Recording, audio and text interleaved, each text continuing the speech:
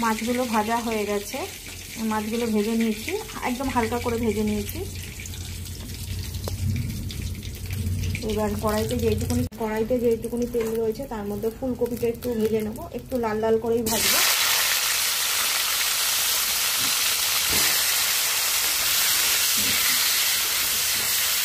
ফুলকপিটা আগেই মাখিয়ে নিচ্ছি, একটু হালকা করে ভেজে নিয়েছি, সিদ্ধটা তাড়াতাড়ি হবে।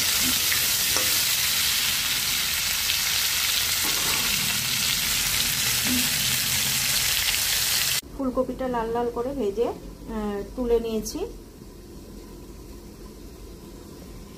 এর থেকে বেশি ভাজলে একদম পুড়ে পুড়ে যেত।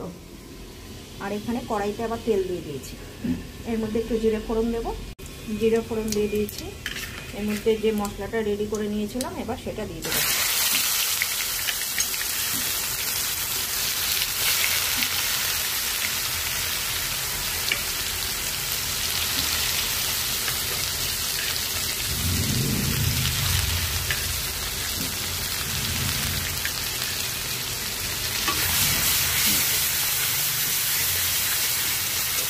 দিয়ে ভালো করে নাড়াচাড়া করব।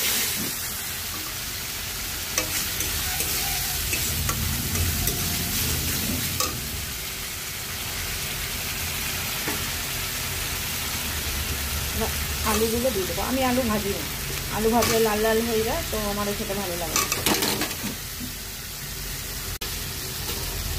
আলু দিয়ে দিয়েছি, আলু দিয়ে ভালো করে মশলাটা ভাজা ভাজা করবো।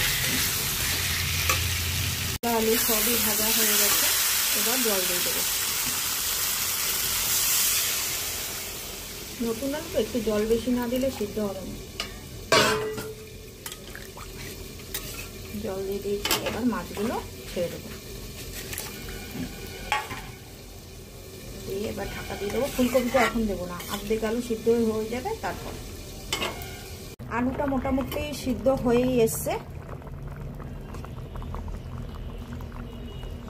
অর্ধেক সিদ্ধ হয়ে গেছে।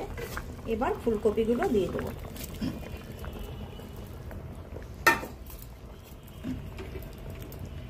দিয়ে এবার ঢেকে দেবো, নামিয়ে একটু ধনেপাতা দিয়ে দেবো, ভালো করে ফুটুক। মাছের ঝোল হয়ে গেল। কে কে খাবে চলে এসো, দারুণ টেস্টি টেস্টি খাবার এটা। গরম ভাত, গরম মাছের ঝোল। সবাই ভালো থেকো, সুস্থ থেকো, টাটা।